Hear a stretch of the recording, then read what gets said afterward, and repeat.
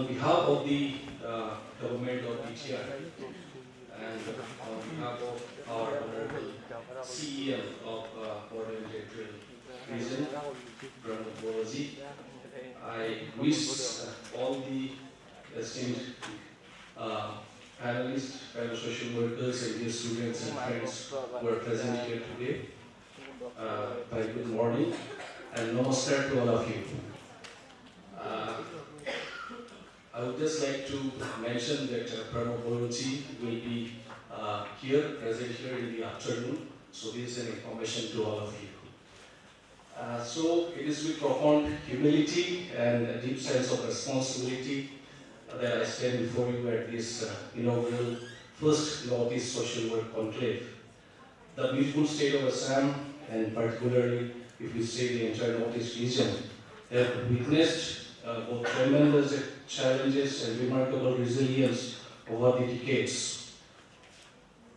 As someone who has walked the path of social work from a young age, I feel privileged to share this journey with you all today. My journey into social work began not as a career choice, but as a response to witnessing inequality and suffering during my adolescence. The riots and violence I encountered early in life ignited a commitment to stand with those in need, in crisis, and in poverty. And this commitment was further strengthened while pursuing my education in social work, which provided me tools to transform compassion into effective action. Today I can only speak from my own experience. However, even though I have worked mostly among the Santhal Adivasi communities, social work is beyond that, and social work is not limited to work for the betterment of a specific or a particular community, but it serves humanity with our hearts filled with love and our minds determined to uphold the philosophy of equity and to ensure justice even in the grassroots and in the remote areas of our region. The Northeast region, with its rich cultural tapestry and unique socio-economic landscape, presents both distinctive challenges and opportunities for social work practitioners. The role of professional social workers in our region is evolving rapidly. No longer are we merely service providers, we are becoming agents of systemic change, bridging the critical gap between grassroots work and policy impact. When I began working among the Santhal and Adivasi communities in Assam, among most neglected and deprived in our state, I learned that sustainable change requires more than good intentions. It demanded professional training, strategic thinking, and collaborative approaches.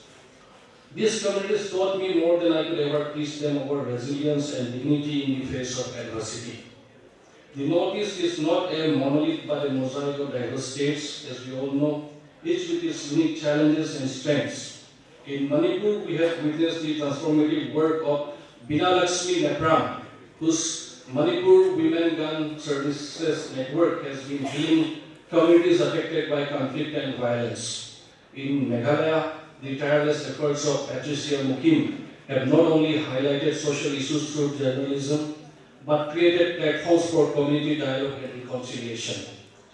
In Nagaland, the work of Dr. Akum Longchari through the Peace Channel have shown how social work can be a powerful tool for peace building and inter-community harmony. Meanwhile, in Mizoram, leaders like Lane Tuangi have revolutionized rural livelihood through sustainable bamboo crafts initiatives, demonstrating how social work can blend economic empowerment with environmental conservation.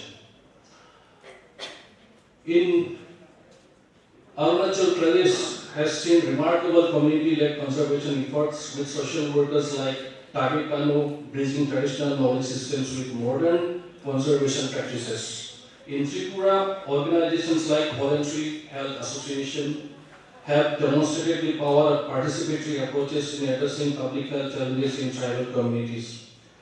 And specifically, if we speak about Border Territorial Region, Pranab Bolaji had really played a very crucial role in bringing peace among different communities, and now we are promoting Borderland Happiness Mission as a reconciliation process. The Northeast request social work practitioners who understand our unique context. Our region's strength lies in its diversity, but this also means our approaches must be culturally responsive and locally rooted. During my time at People's Action for Development, which is an NGO where I worked since 2011, I witnessed how culturally appropriate interventions yielded far greater results than one-size-fits-all solutions imported from elsewhere. I must express my deepest gratitude to Indian House Foundation and particularly to Nazim Ahmed for making a program like this possible. Gatherings such as this conclave are not merely academic exercises, they are crucial platforms for knowledge exchange, solidarity building, and collective visioning. In a region where geographical barriers often limit post-learning, platforms like the Northeast Social Work Conclave allow us to share strategies, challenges, and innovations across state lines. This conclave also serves a vital purpose in bringing visibility to the unique context of social work practices in Northeast, a context that is often overlooked in national discourses. By documenting our experiences and insights, we contribute to a more nuanced understanding of social work that reflects the diversity of our country.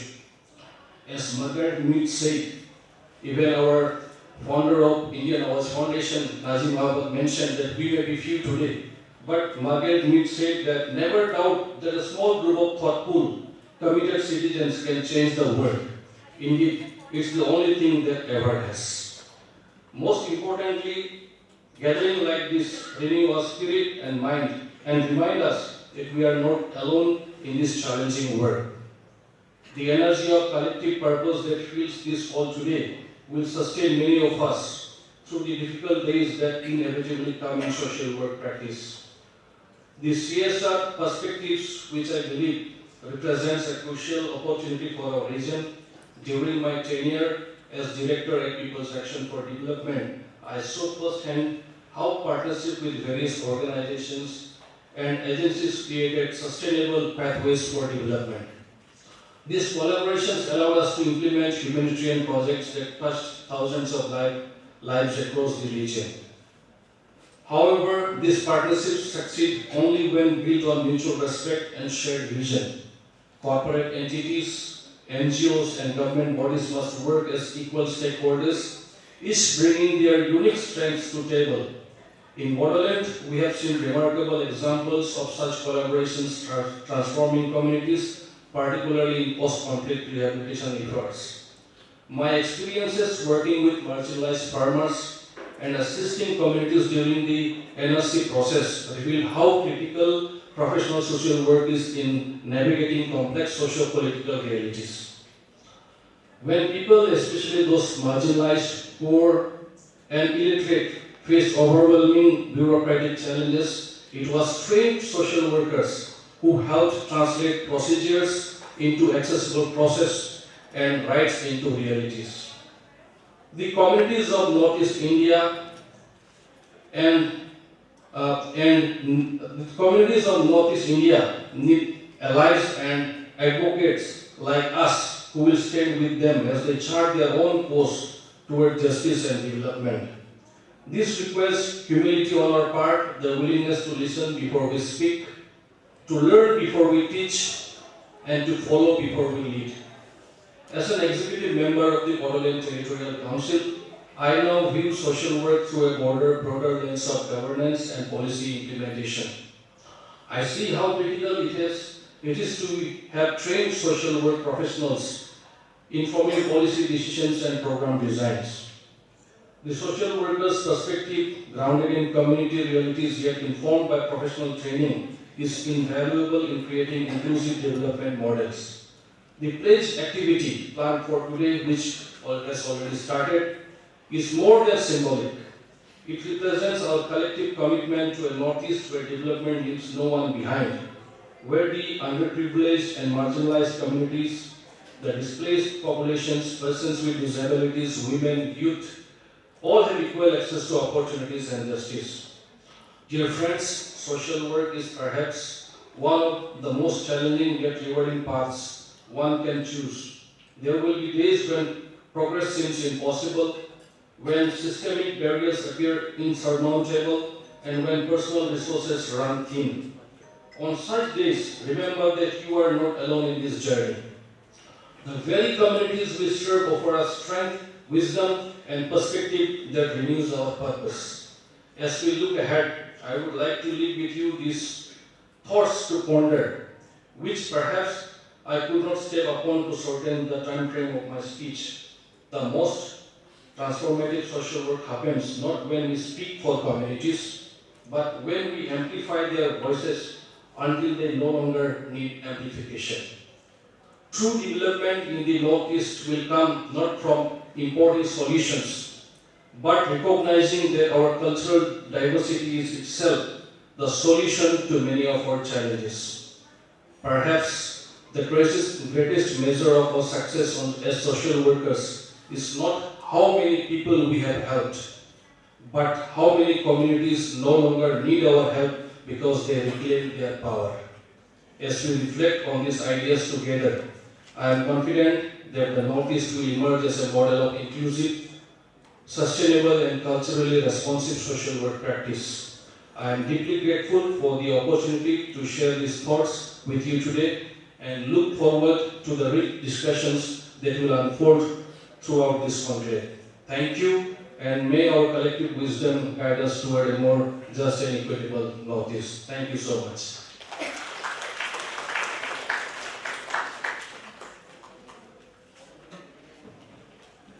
Thank you so much, Mr. Wilson Hasda. Those inspiring and enlightening words will surely lead to a more inclusive and equitable society in the near future, and we hope to build a basic foundation here through the course of today's program.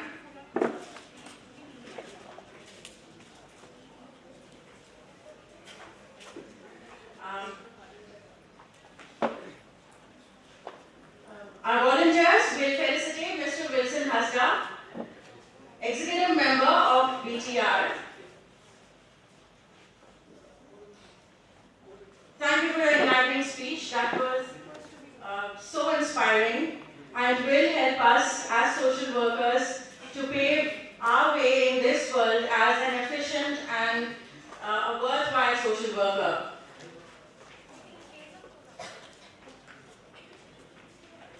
Mr. Wilson Hasda from the BTR, Executive Member of the BTR, huge round of applause. Thank you, Mr. Wilson Hasda, for your inspiring leadership and for being the guiding lights representing the Bodoland Territorial Region at the first Northeast Social Work Conclave. Your contributions continue to impact lives in profound ways, and we are truly privileged to have you with us today.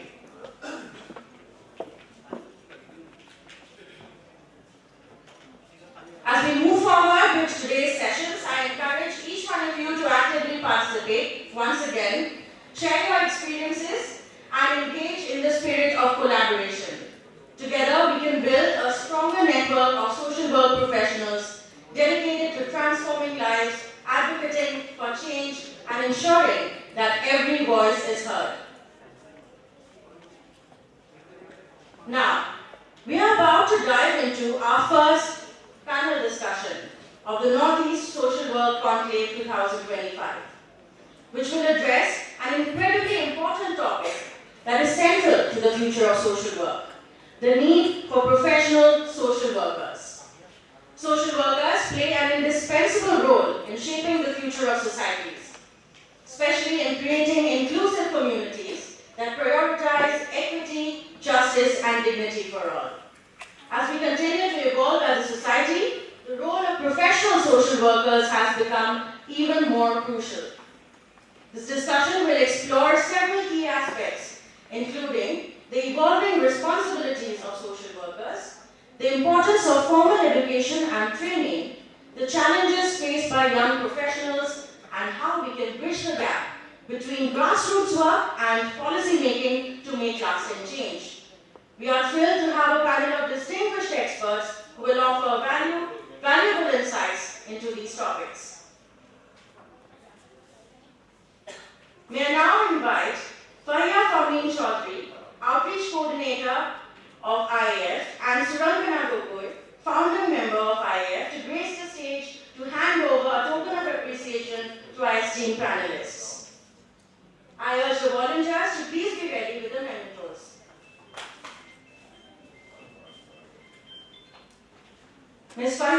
Amini Chaudhary, Outreach Coordinator for IAF, and Surangana Gogoi, founding member of IAF.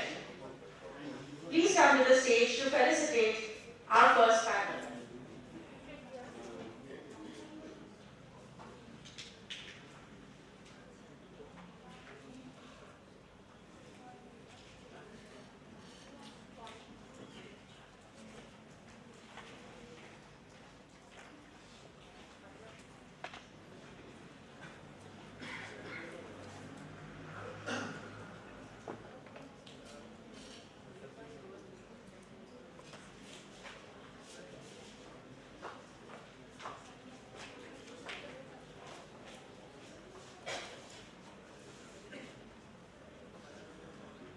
The first panelist for the session this morning is Dr. Razdan Salim Rahman. Dr. Rahman has been working as an assistant professor at Guwahati off-campus optics. He earned his MA and PhD from Jamia Millia Islamia's Department of Social Work. He is former Senior Research Fellow of the Indian Council of Medical Research (ICMR) and UGC NET qualified. He began his professional career with Pradhan and subsequently worked with Sambodhi Research and Communications as a researcher. He has been in panels as research and training consultant for development organizations such as NIPCCD, UNFPA, NECFI, and others. The second panelist for this session is Miraj Ahmed, founder of the Northeast Center for Equity Action on Integrated Development, NEAID. Miraj Ahmed has a rich background in public health and education. Starting his career in print journalism, Miraj transitioned to the National Health Mission (NHM), where he specialized in social behavioral communication for change. His work spans government projects, international and national NGOs, CSRs, and consulting. He also has been part of a public health intervention with Chapiego, an affiliate of Johns Hopkins University for Mother and Child Survival Program with focus on family planning component in Assam. Notably, he also contributed to the G20 by supporting the Ministry of Labour and Employment for the Employment Working Group EWG and L20 under India's G20 presidency. The next and final panelist in this session is Bijoy Shankar Das. Mr. Bijoy Shankar Das is currently Associate Director, School of Continuing Education and University Resource Center, Azim Premji University, Bangalore. He anchors Azim Premji Foundation's education work in all the 8 northeastern states and Jammu and Kashmir. He joined Azim Premji Foundation in 2006 after completing postgraduate diploma in rural management from Indian Institute of Rural Management, Jaipur. He has worked intensively in Karnataka, Rajasthan, Delhi, Uttarakhand, and in other states of India towards improving the quality of public education system. The panel will be moderated by Joyita Bhattacharjee, Assistant Professor at Royal Global University. A huge round of applause to our first panel, everybody. The topic of discussion is the need for professional social workers. Joyita, over to you.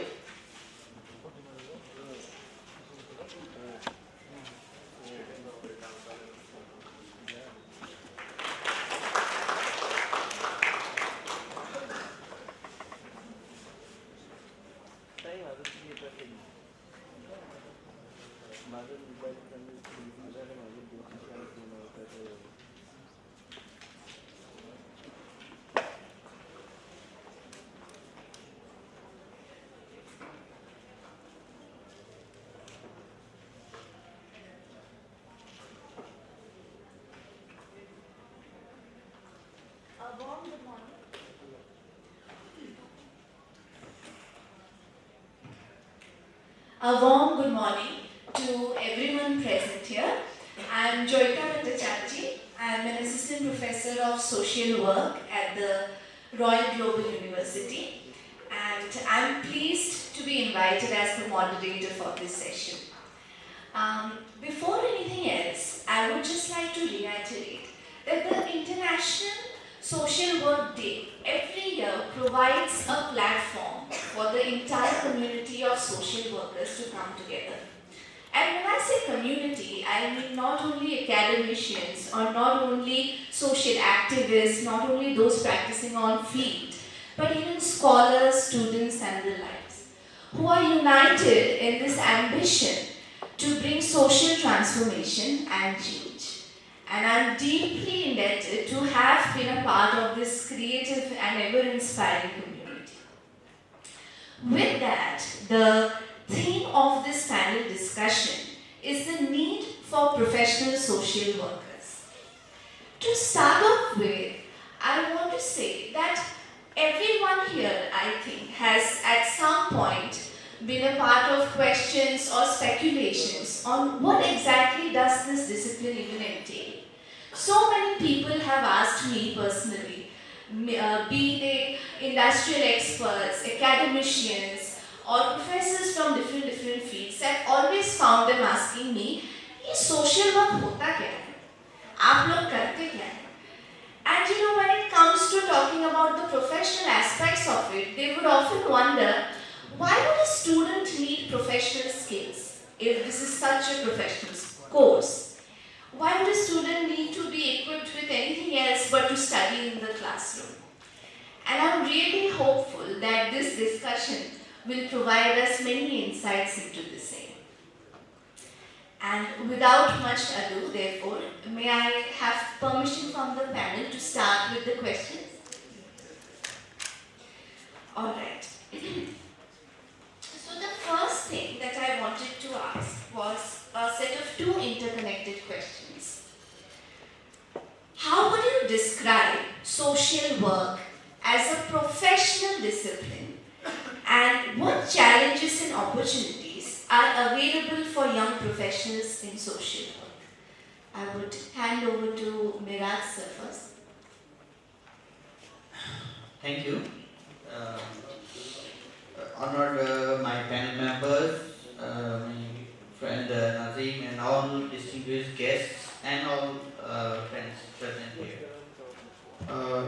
First of all, I thank for today's special day. This is Social Work Day, and on today we are having such a productive discussion, such an important issue. And on your question, so I totally agree with you. Like social work, still it's in Northeast. If we see in Northeast context, it's something not seen as a professional, professional work. It's mostly emotional or under quotes social commitment work. So many people still wonder why we need professional social workers. So first, my opinion I am sharing with you is no, you don't need to be an MSW or BSW or a professional to do social work. Social work has been done in our country. If you see our cultural tradition, it has been done from ages. And even pre-independence, if you see the independent movement, the many social reform works were done. And there are many reformers who were from different background and not typically in social work professional background. At that time there was no such course or so. And even if you see, we have many social workers. I would like to point a few, Jadar Payam, and Kailash Satyarthi sir, others. They are not, professional social workers by virtue of qualification. So yeah, we don't need professional social workers to do social work. But again, I am adding that to do social work, you have to have a social commitment. Anybody cannot do social work. They need to have a social commitment that I will do something for my society, for my people. And then after that, if you are a professional social worker, it helps you do your work more efficiently and professionally. That's where it adds. So if you are not an MSW, can you do social work? Yes, you can do. But being an MSW, does it help to do your work more professionally or efficiently, do a better impact, reach out to more people? Yes, it does help because you are trained in that. You know the nuances of social work. And talking about social work as a career, many young professionals are taking social work as a professional. So now, when you do professionally, whether you are part of a small organization or a big corporate or CSR, there are new compliances that you have to follow. Organizations and individuals, they have to follow these compliances, and whether it's foreign grant program implementation, CSR project implementation. So there are lots of compliances and rules that you have to follow. And for these you need professional people who will do the social work. Now, so if you receive a grant for a donor and you just think that I will do such and such, suppose I will distribute books to children. It's not as simple as that. You need to develop a plan, a proposal, then you have to do a baseline, you have to you have to develop a team, train them, implement the program, do an impact assessment. So there are lots of multiple levels of work that are done, and for that in your team you need professional social workers. And I think if we have any organization which does not have professional social workers, it's very difficult, if not impossible, for them to work today professionally in the social sector. And I'm happy to see like institutions like Royal Global University and TASE and others, they are offering very courses on social work, and they are giving exposure to their students. But I know the challenges the students are facing. If you compare the whole, monetarily, if you compare the fund allotment for Northeast, how much CSR or fund is, social work fund is for Northeast is less than, I think, 5%. If I have not done, sir. Yes, less than 5%. It's a very small amount. And I have seen students and young people from all over India. So the students coming out from our Northeast, they know they are very good professionally. They are very well trained and they have very good scope. So, but when they pass out and if they want to work in Northeast, the scope is very less. There are very few corporates and very few projects that you do. So it might sound very negative, but the scope is little bit less currently, and it is very competitive. So I usually suggest many interns, they from different institutions, they come to our organization. But I advise them, if you get an opportunity, start your career outside of Northeast. If you get an opportunity, get that exposure, then come back to your region. So you don't have to depend on any organization or corporate to hire you. Even you can start as a social entrepreneur. So you have to have that mentality of professional social worker and a social entrepreneur both, and be open to new ideas, exploring new areas in social work. Yeah, that's it. Thank you. Thank you, sir. May I invite Razdan sir to share his views now? Yeah, thanks, Joyita. And thanks again to the organizers for inviting us to celebrate this day. As a matter of fact, I was just wondering that why we have not all these many years ever organized a program on the International Social Work Day. So the beginning has already been done, and I'm not worried about the numbers because in this age of information technology, whatever that is happening inside this hall is going to pass on to the people around. It is incumbent upon us, me, you, who are sitting and listening, if we can just spread the word that there is something called social work that happens. And again, a point that Joyita has rightly said, that everyone can claim to be a social worker, but there is some kind of a professional adage that you have to associate with this discipline. Of course, there are certain methods which unknowingly the likes of Kailash Satyarthi and others, they have been following, but we are the ones who are actually theorizing it. We are the ones who are writing it, documenting it and passing it over to the students so that once they go into the field, they practice them.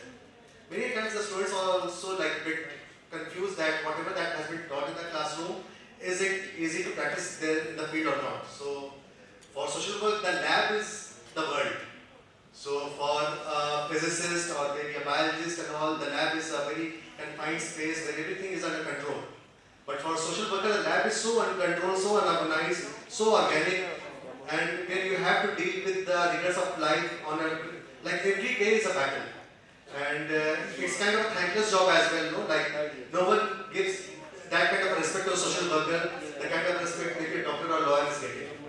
Again, that comes from the professional sort of existential crisis as well that this discipline is facing. But that is also giving us a challenge, no? Like there will come a time when this will be accorded kind of a professional respect. I tell you a story, like I'm very fond of telling stories to my students, and I'm very happy to see many of my old students who are sitting here as professionals. So my chest is like just broadened up a bit. So the story goes like there was an implementing organization, a very good friend of mine, and then they said that Razan, look, had the donors not instructed us, we won't have hired the social workers. So since the requirement came from the donors that your organogram, your HR policy should include them as well, so we are bound to take in the social workers. So then I asked him that why are you so like doubtful about the social workers? And then he said in the last 5 years the highest dropouts have been of the social workers. So they are the ones who are coming with the heavy jargons and the heavy words and things. But when it comes to walk the talk, I find that the engineers and the management students and the cooperative students who have learned cooperatives and all, they are working in the field more like for a longer period of time than the social workers. So they are using our organization as like a launch pad that we'll work here for 3 months, 6 months and so, and then we'll look out for something like which is more remunerative and things. So there are many such, I won't call it a crisis, these are the challenges. And that is where we get a lot of opportunities also to delve into how we can prepare the students. I'll just take a minute and then, because I don't want to bore the audience here, but an important point is when we do the mapping of the students who come to the social work institutions, a significant chunk of them, I'm sorry to say I'm using this word, are kind of residual choices that they have made. Their first choice was maybe not a social work, their first choice maybe have been something else. And residual choice is made up of 2 reasons. One is that they were a bit afraid of the numbers, maths. So since they could not pursue a career in maths, they could not become a science graduate, so they had to take a choice. So earlier the choice used to be commerce. Now the choice has been broadened to social work as well. He said, ma'am, since we were not very good with numbers, so we have chosen social work. And second is, since we could not qualify bank PO or something, so we have taken in social work because we are of this belief that we will be recruited somehow, somewhere. So the recruitment rate is high. The only thing is that the payment scale is very low. So as an engineer, you get and you demand and you get like a much higher salary. But so far as the absorptibility in the sector is concerned, it's much higher in the social work discipline. So again, the point that I made that many of you are listening us, but I want this message to be taken far in mind to those who are thinking of that what are the career choices that they should make. Social work is definitely going to be one. Despite all the AIs and the machine learning thing that is happening, poverty is something that requires human touch. The machine can't remove that poverty. It can't make someone healthy. Thank you. Thank you, sir. Listening to you is always insightful. May I request Bijoy sir to also share his opinion? Thank you, Lilya. First of all, thanks to the organizers for inviting me for this special day. I love collaboration, and when this kind of collectives, voluntary collectives where people who want to contribute to the society, they get together and chat together. Whatever number it is, I agree with you that number doesn't matter. I remember when I was in the district of Sirohi, Rajasthan, long back. That time we were experimenting on concept of voluntary teacher forum. I am basically an education practitioner. So voluntary teacher forum is a concept where we don't invite people, people come by themselves, right?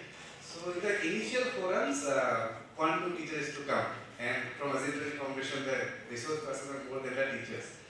But now, over the years, the voluntary teacher forums have grown like anything. In many voluntary teacher forums, more than 50 teachers come and they invite us. So this is the strength of collective collaboration. So hats off to the organizers. On the question Joyita asked on the professional social workers, I think the professional approach is the main thing. You know, whatever degree you are having, MSW or I have a degree of PhD, RM, rural management. Degree doesn't matter until unless your approach is professional. For example, you study science, but if you don't follow scientific approach, scientific inquiry, then your science education is not for you, right? So for social work, I think people say you should be passionate, you should have that intent, good intent, but your approach, and now social work is a domain which is booming, not now, from last decade it's booming. As a social work student, almost 2 decades I am trying to contribute to the society. But what I feel, and that's why As Interview Foundation started as Interview University after 10 years of operation, with a feeling that without good professionals, the kind of social change we are imagining is not possible. It's not like that the people who are not professionally qualified to work as a social change agent, they cannot make the change. But the demand is that we have to also aware about many things. For example, if you don't know the context of the geography, you have to know the context of the geography, and context of the geography is not possible only living in the geography. You have to study a lot about the history, about the socio-political affairs, and also the domain understanding. Social work is a huge, sea of various domains. For example, suppose you want to work for livelihoods. If you don't know the nitty-gritties of livelihood domain, then contributing, however passionate you are, but if you don't know the domain in the right way, then you will not, contribute. So that's why I think this is the right time to discuss about this thing, that professionalism is very much important in the social sector. Yeah. And as an organization, we're trying to help the government education system. So one of the things which we are trying to, promote is that the teachers, the head teachers, the education functionaries need to be very professional. The accountability part, the commitment part should come from that professionalism, right? So I think, if you ask me, I think more than the professional degree we get, the professionalism, the professional approach we are having is more important. Yes, absolutely. Thank you so much, sir, for sharing your views. As I gathered from the esteemed panel, that being an agent of change, though possible with the desire in everyone, something that marks us as distinct perhaps would be this expertise or the picking up of tools in professionally delivering what we see in theory to practice on field. That actually brings me to my next question. As social workers or as social work professionals, how can we translate grassroots work into policy? May we begin with Miraj sir again? So the question you ask, it's as simple as the question may look. The gap between the grassroots and the policy is still huge. Okay. So we have seen day to day many policies that are being formed and how it turned out to be enrolled. And from my experience, I am of view that no policy, suppose or today a policy is formed, framed, and it's constituted that this now this policy is the standard you have to follow. No policy is perfect when it is constituted. It needs to be open to the requirement on ground at the grassroots, how your policy is rolling down. Because sometimes it happens the policies when they are made, there are many factors, external factors that affect the policy making decision, and the grassroots realities is one of that, but it is not the only factor. But those factors, when it rolls down to the very ground, the last beneficiary, the last person who is at the receiving end of that decision, how they are finding it that is important. And so the link between I feel the grassroots and the policy making is it's a two-way thing. Once when the policy is formation, all the factors needs to be considered, and the policy makers need to be open that okay, this is the policy we made. As it rolls on for a year or two or for certain time, then on basis of the feedback or the gaps we identify, we modify the policy. With that open approach, I think that is something which is doable currently in current situation, because we have seen and in a country like India where we have such diverse geography, diverse culture, language, people, their central policy when it is passed down to everyone to follow, it has to be open to customization of the respective state or respective region. One policy which might work very well in Rajasthan or Tamil Nadu might not work in Nagaland or Assam. So maybe the concept, the core of the policy will be there. It's the same. Okay, the core of the policy, but the regional customization, the regional requirement, that has to be assessed and that included in that policy. So that flexibility has to be there at the policymakers level and from the grassroots. And grassroots, no, when we say grassroots, the people, they don't speak. We social organizations, social workers, we represent them or we talk on behalf of them. So it is our duty to document these gaps or issues and send it to the policymakers level, so that it comes to their view. So yeah, that's my opinion. Thank you so much, sir. Yes, the social context definitely plays a great part in implementation or execution of any policy, like you said. Razvan sir, may I request to hear from you?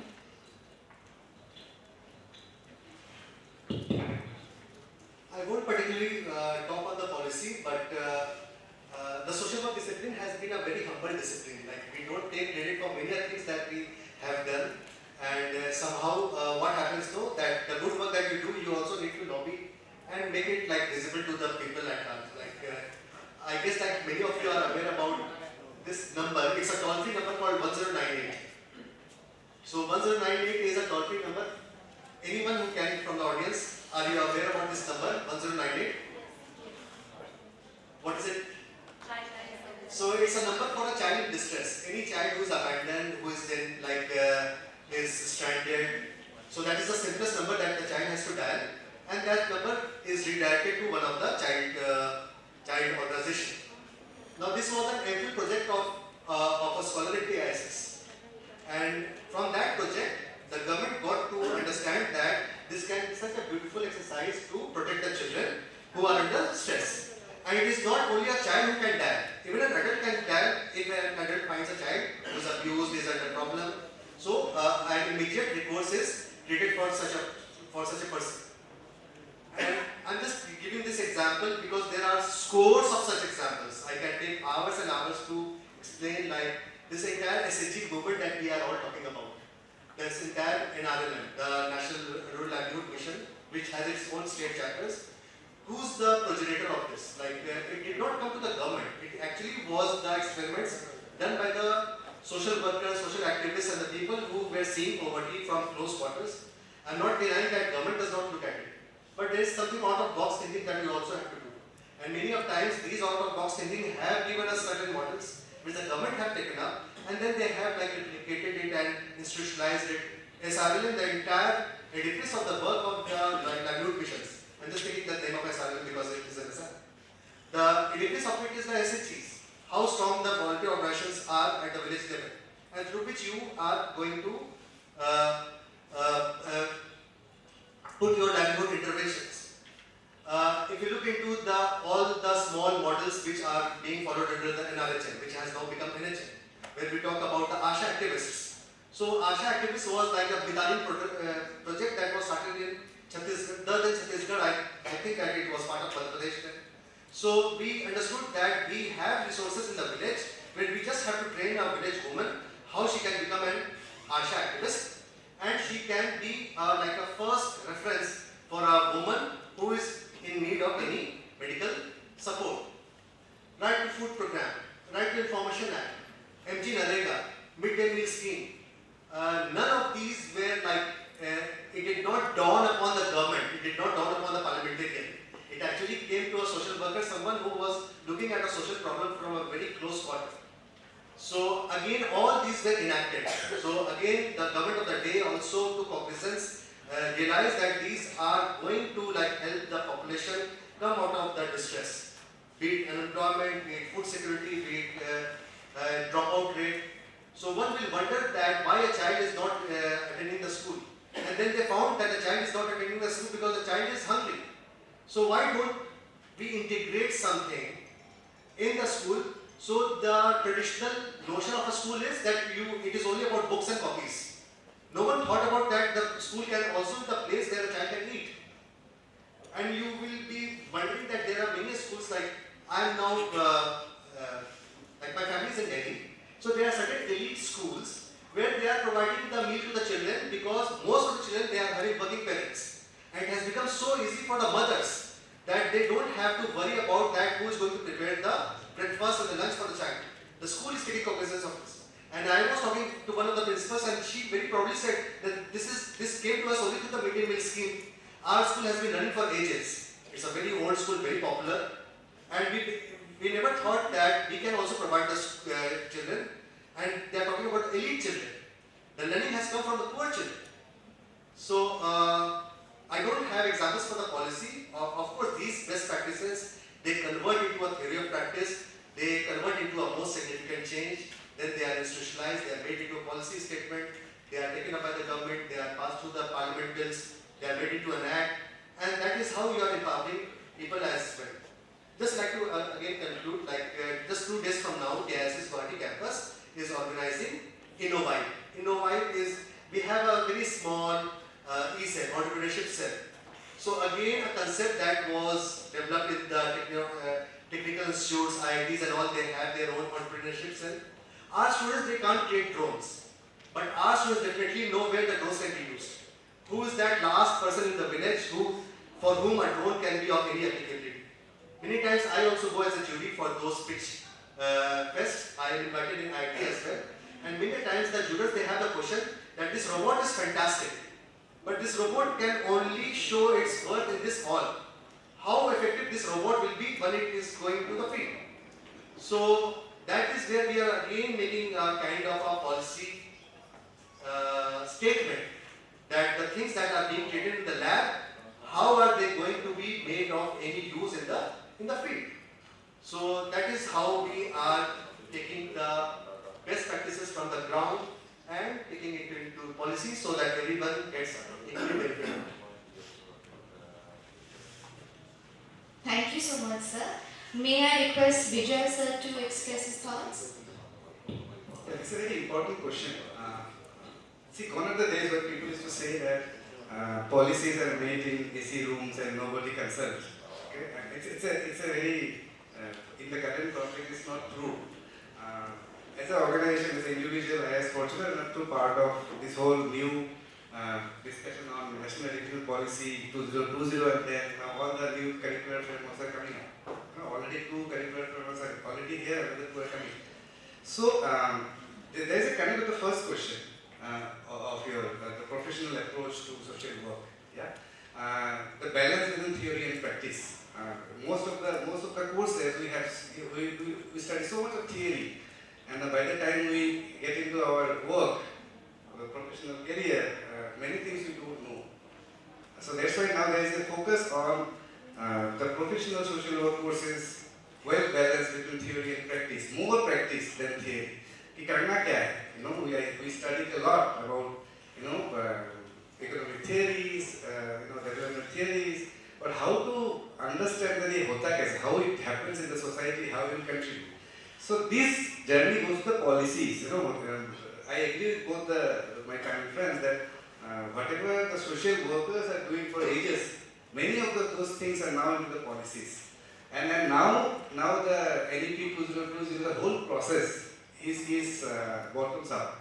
Initially the policies, what people used to do, the policy, because then there is a committee, they make the policy, and then also they ask for suggestions from others, But this time the whole process of National Education Policy 2022 is from the bottom. First the many of you know, I'm not saying anything new, but the village level committees, the block level committees, they started the process. It went to the district level and then the state level and then it went to the national level. So I think this is because of the pressure created by the whole social worker community, because the policies should be informed by the work done in the ground level and the vice versa, the ground level work.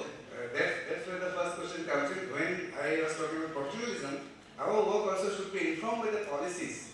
If you don't know the policies, then sometimes we also say many things in the air, right? So nowadays, I think the gap between the practice and the policies are now reducing, and most of the policies are informed by the work done by the people in the ground, and many ground workers now they follow the policy, because policies are now, again the example of NEP is that things are not in the 10,000 feet. Things are, demonstrable things. Things are understandable things. You can, when you read document like NEP 2022, you can see that there are many examples. It's not only the theoretical principles. The examples how it can happen in the classroom, right? So yeah, so that the gap is reduced, and I think we are going to the right direction. Thank you so much, sir. Yes, it has been actually very eye-opening to hear the panel as of now.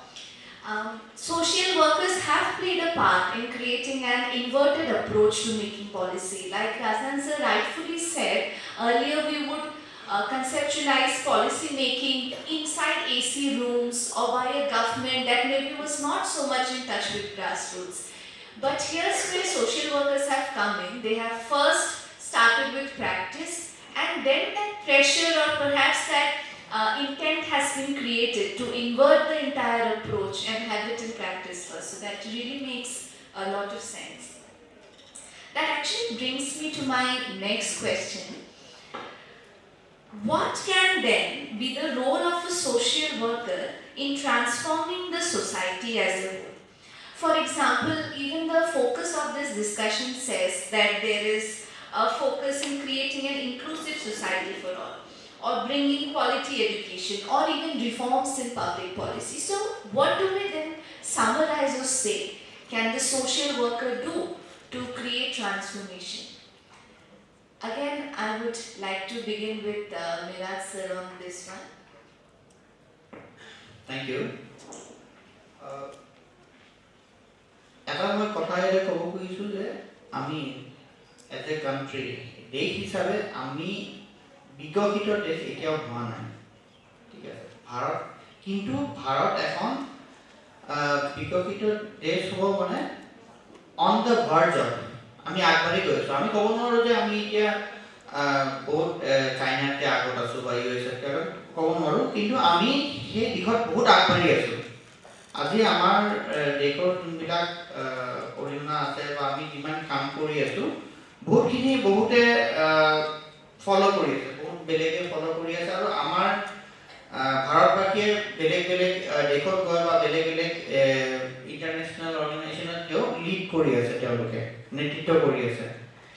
তাতে এটা বস্তু চাব লাগে যে as এ social worker, সমাজসেৱক আমি জানো, আৰু আগতে সমাজসেৱক শব্দটোৱে কৈছিলোঁ। সমাজসেৱক হিচাপে আমি সমাজৰ সেৱা কৰিব যাওঁ, বা মই বহুত সমাজসেৱাৰ মানে MSW ছাত্ৰক সুধিছোঁ, তোমালোকে কি বিচাৰা? যে আমি we want to bring change, আমি সমাজত পৰিৱৰ্তন আনিব বিচাৰিছোঁ, which is very good, okay, it is very good. কিন্তু তাতে এটা প্ৰশ্ন মই সুধোঁ, আৰু এইটো আমি প্ৰত্যেকে নিজকে সুধিব লাগে, সমাজত পৰিৱৰ্তন অনাৰ আগতে আমি নিজৰ মাজত পৰিৱৰ্তন আনিব পাৰোঁ নে নাই?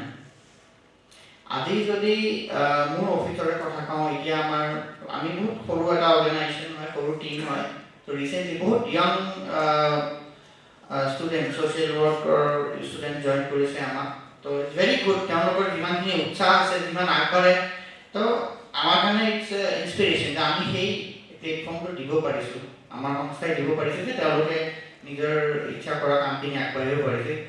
কিন্তু মই দেখোঁ বহুতে নিজকে সলনি কৰিব দিগদাৰ পায়। আমি কওঁ ছাষ্টেইনেবল হ'ব লাগে, প্লাষ্টিক ইউজ কৰিব নালাগে, ই ৱেষ্ট কাৰ্বন ফুটপ্ৰিণ্ট আমাৰ কম হ'ব লাগে, আমি কওঁ এইখিনি কথা, যাওক আমি কমিউনিটিত লেকচাৰটো দিওঁ, কিন্তু যেতিয়া আমাৰ নিজৰ প্ৰেক্টিছত চাওঁ আমি সেনেকুৱা কৰোঁ নেকি? আজি আমি ফ্ৰীলি নিজৰ ইউজত আমি যি প্লাষ্টিক ইউজ কৰোঁ, আমি প্লাষ্টিকটো ৰিজনেবলি ইউজ কৰোঁ নে যে না এই বস্তুটোত মই প্লাষ্টিক ইউজ নকৰিলেও হ'ব, আজি বজাৰত গৈছোঁ মই প্লাষ্টিকৰ ঠোঙাটো নলওঁ, বা আজি মই ক'ৰবাত এটা কামত গৈ আছোঁ মই নিজৰ বাহন লৈ নগৈ মই ৰাজহুৱা বাহন এখনত যাওঁ, সৰু সুৰা বস্তু এইবিলাক কৈছোঁ। তো সেইখিনি আমি যদি এজ এ সমাজসেৱক বুলি নিজকে আইডেণ্টিফাই কৰোঁ আৰু নিজে যদি সেইখিনি কৰিব নোৱাৰোঁ, কিন্তু আমি এক্সপেক্ট কৰোঁ যে আমি সমাজটো পৰিৱৰ্তন কৰি দিম, আমি যোনখিনি দুখীয়া খাবৰ মানুহ আছে বা বেকৱাৰ্ড কমিউনিটি আছে তাতে গৈ আমি পৰিৱৰ্তন আনিম, এই বস্তুটো অলপমান মানে ডাবল ষ্টেণ্ডাৰ্ড হয়। যেতিয়ালৈ আমি সেই পৰিৱৰ্তনৰ যোনটো আছে মূলটো নিজৰ মাজত আনিব নোৱাৰোঁ, সমাজত আমি তাৰে ৰিফ্লেকশ্যনটো চোৱা যদি আশা কৰোঁ এইটো এটা ভুল হ'ব, নিজকে মিছা কোৱা হ'ব। তো সেইকাৰণে আমি প্ৰত্যেকে যোনে বিশেষকৈ সমাজসেৱাৰ কাম কৰি আছোঁ, তো চাব লাগে আমি এজ এ ইণ্ডিভিজুৱেল, আজি মই কোনো অৰ্গেনাইজেশ্যন বা একো কামত বেলেগত জড়িত হোৱাটো বাদ দি নিজে নিজৰ জীৱনত কি কৰিছোঁ যোনটোৱে মোৰ এটা ছ'চিয়েল কমিটমেণ্ট কৈছে, মই নিজৰ কাৰ্বন ফুটপ্ৰিণ্ট কম কৰিছোঁ নেকি, মোৰ ঘৰত বা মোৰ ওচৰে পাজৰে মই ডমেষ্টিক ভাইলেঞ্চ মই ইভটিজিং মই কমাইছোঁ নেকি, মই উমেন ইকুৱেলিটিৰ কথা কওঁ, আমি বহুতে আমাৰ আজিকালি ছোৱালীবিলাকে ফেমিনিজমটো কয়, feminism still it's a very big word for me, নাৰী সবলীকৰণৰ কথা কয়, নাৰী সবলীকৰণ কৰা, কিন্তু নিজে যেতিয়া কোনোবা এনেকুৱা চিটুৱেশ্যনত পৰিছা যে as a women you have some privilege, যে এটা আমাৰ কি হয় বাছত মহিলাক আহিলে চিটটো বহিব দিয়ে বা ক'ৰবাত গ'লে মহিলাক এটা প্ৰিফাৰেঞ্চ দিয়ে, সেইটো that is good, that is courtesy. তাৰে বাহিৰেও কিছুমান আছে, যদি আমি এজ এ মহিলা বা এজ এ ছোৱালী হিচাপে মই যদি বিচাৰোঁ যে মোক সেই প্ৰাধান্যটো লাগিব, তেতিয়া মই ইকুৱেলিটিটো বেলেগ হৈ যায়, তেতিয়া মোক সেই প্ৰাধান্যটো লাগে, কিন্তু যেতিয়া মই এটা বেলেগ প্লেটফৰ্মত যাম তেতিয়া মই মানে কি আৰু ইকুৱেলিটিৰ কথাটো কওঁ। তো সেই বস্তু সেই পৰিৱৰ্তনখিনি আমাৰ নিজৰ মাজত আনিব লাগিব। যদি আমি নিজৰ মাজত 100% নহয়, যদি 10% আনিব পাৰিছোঁ, তেনেহ'লে মই কওঁ যে আমি নিশ্চয় আমাৰ সমাজতো সেই পৰিৱৰ্তনটো আনিব পাৰিম।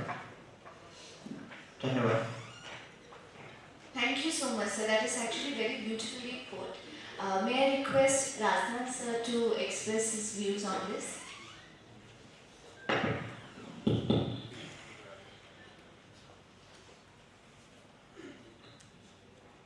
So, in the beginning, Miraj actually had pointed out that social work discipline is like, though it exudes lot of emotion,